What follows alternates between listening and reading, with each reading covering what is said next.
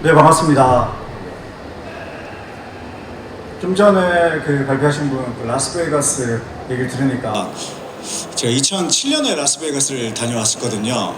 그 이후에 간 적이 없는데, 예, 제가 한 9박 10일 정도 라스베이거스를 갔다 오면서 떠나올 때, 이 놀이동산을 떠나야 된다니 그런 안타까움이 들더라고요. 집에서 가족들이 기다리고 있는데도 말입니다.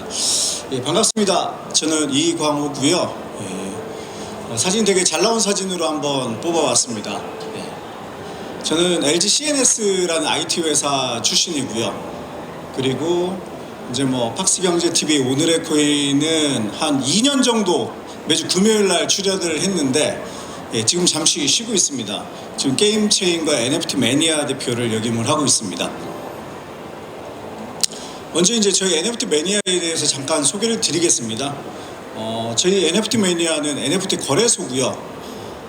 지금 디몽이라는 거 여러 가지 NFT들이 등록이 되어 있고, 저희가 한 거는 이제 힙합 콩즈, 브레이브 콩즈 NFT를 발행을 했었고요. 그리고 세븐 NFT, 그리고 애니버스 이제 라바 NFT, 그리고 유근상, 주제범 여러 가지 NFT를 발행한 경험이 있습니다.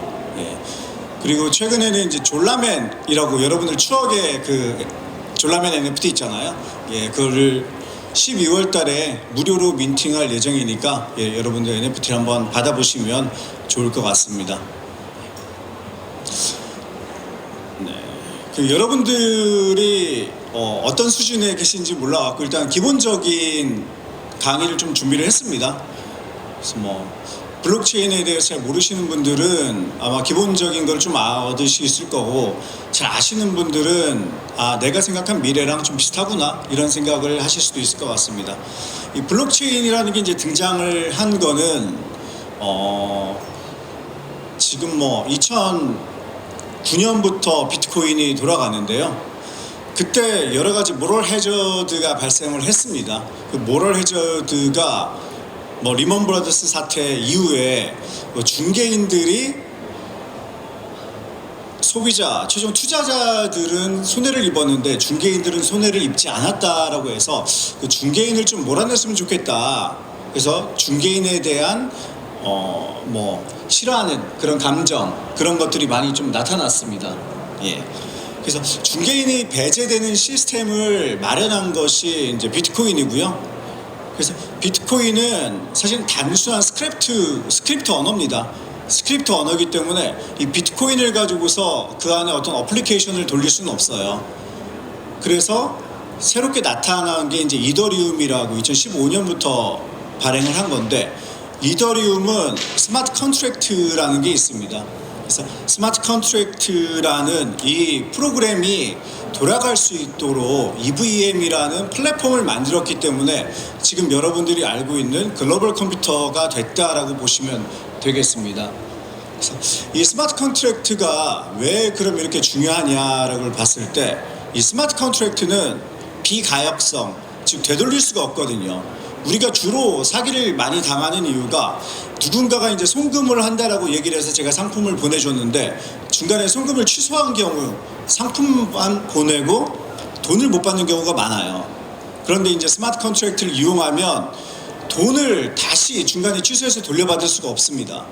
저 같은 경우에는 작년에 NFT 50만 원짜리를 구매하려고 하다가 가스비를 100만 원을 쓴 적이 있어요. 그럼 제가 바보도 아니고 왜 가스비를 100만 원 썼겠습니까? 거기에 나와 있는 가스비가 한 3만 원이 나와 있는데 제가 누르는 그 시점에 100만 원으로 딱 변하더라고요. 그래서 제가 그 50만 원짜리 구매하는데 100만 원을 썼고, 그때 구매했었던 NFT는 지금 한 3만 원도 안 하는 것 같습니다. 그래서 엄청난 이제 손해를 봤죠. 그리고 2017년, 18년도에 가장 많이 얘기가 된 거는 이 블록체인 시스템 자체가 속도가 느리다. 그리고 저장 용량이 비트코인은 1메가바이트뿐이 안 되니까 이거를 해결하기 위해서 여러 가지 암호화폐들이 등장을 했는데 그 그 중에 이제 가장 의미가 있었던 거는 요 레이어 2인 것 같아요.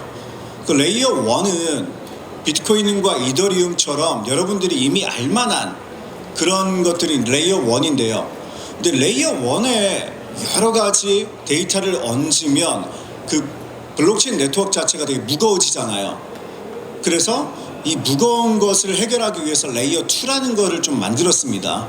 그래서 레이어 2는 레이어 1에서 A가 B에게 아무리 둘이 거래했다고 하더라도 거래가 종료한 시점에 A가 B에게 얼마를 줬는지 B가 A에게 얼마를 받았는지가 중요하지 중간에 얼마를 서로 간에 뭐 주고받는지 중요하지 않잖아요. 그죠?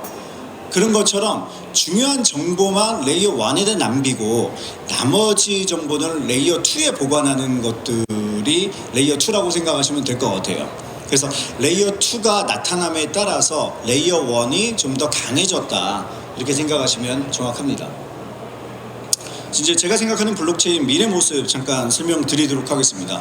저는 블록체인 미래 모습의 첫 번째는 소비자에게 신뢰를 주는 그런 네트워크가 될 거다라고 생각을 하고 있습니다.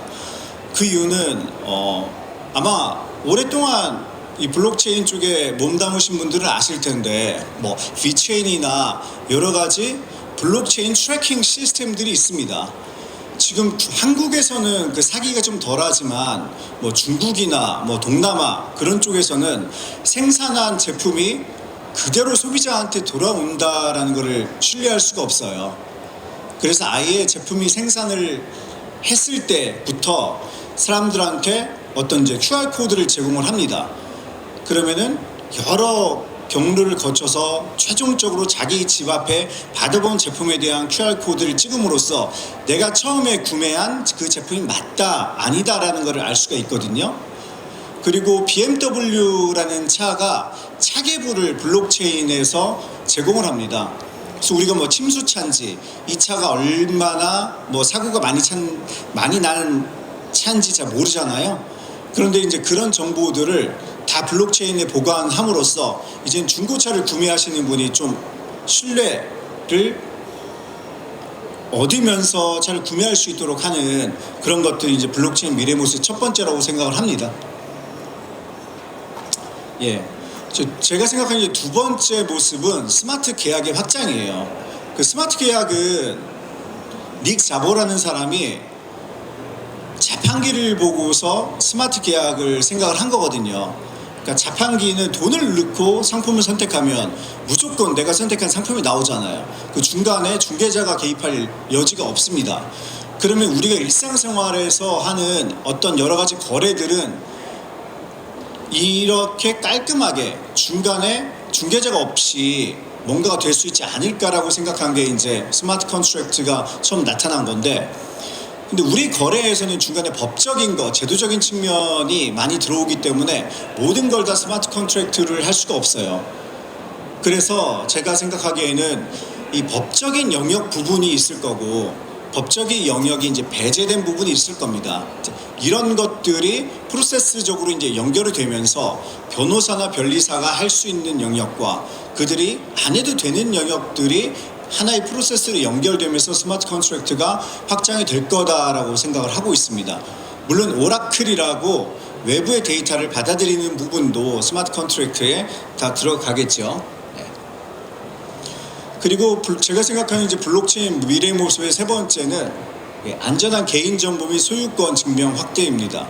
지금 두바이 같은 경우에는 그 부동산 그리고 등기부 등본 같은 것들을 다 정부에서 관리를 하고 있고요. 우리나라에서도 대법원에서 블록체인을 통해서 등기부 등본을 정리를 하고 있는 걸로 알고 있습니다. 우리가 사기를 당하시는 분들이 다 부동산에서 등기부 등본을 떼어갖고 이 사람이 소유자다 이렇게 알려줬음에도 불구하고 사실은 아니잖아요. 그죠? 그런 것들은 다 컴퓨터로 조작이 가능하거든요. 그래서 이게 만약에 이제 블록체인에 등록이 된다면 우리 소비자들도 쉽게 블록체인 네트워크에 들어가서 정말 그 집에 담보가 얼마나 있는지, 나한테 이 부동산을 팔려고 하는 사람이 전세권자가 아니라 실제 소유자인지를 확인할 수가 있습니다. 이렇듯 개인정보 및 소유권이 이제 확대가 될 거고요. 그리고 이력서를 쓸 때 학생들이 계속해서 이력서를, 저는 뭐 그 세대가 아니기 때문에 이력서를 많이 쓰진 않았는데 요즘 학생들은 뭐 50장, 100장씩 쓴다고 하더라고요. 근데 매번 쓸 때마다 자기가 이 학교를 나왔는지, 자격증이 뭔지 여러 가지 정보들을 학교에서 떼서 보내야 되잖아요. 근데 그렇게 함에도 불구하고 중간에 여러 가지 이제 오류가 발생할 수가 있습니다. 그래서 이런 것들이 만약에 이제 블록체인의 토큰처럼 등록이 된다고 한다면 그런 토큰을, 그리고 DID라는 인증 시스템이 있거든요. 그 DID를 전송함으로써 좀 쉽게 학생들의 노고를 좀 덜어줄 수 있다라고 생각을 합니다. 그 네 번째는 메타버스와 디지털 트윈의 확대라고 생각을 합니다. 많은 사람들이 그 메타버스 시스템에 대해서 의구심을 갖고 있어요.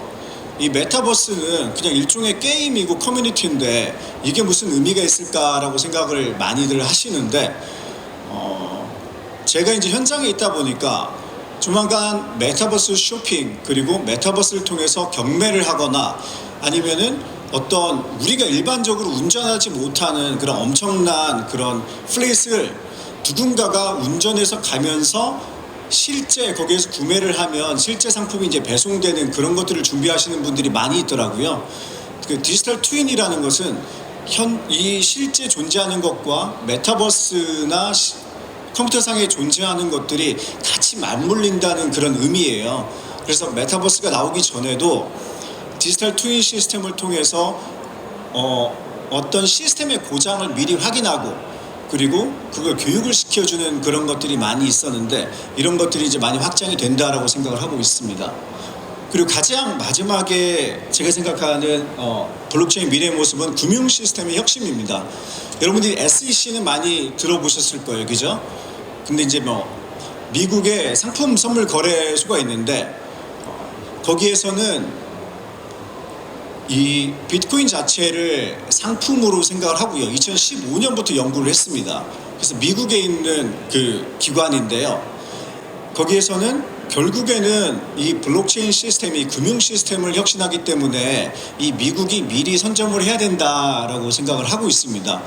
그래서 지금 토큰 가격이 루나 사태와 FTX 때문에 많이 떨어지고 NFT도 끝날 것 같다라고 생각을 하시는 분들이 있겠지만, 실제로 여러 선진국들이나 미국에서는 이미 CBDC도 준비하고 있고, 우리나라에서는 STO라고 지금 유틸리티 토큰이 대부분이잖아요.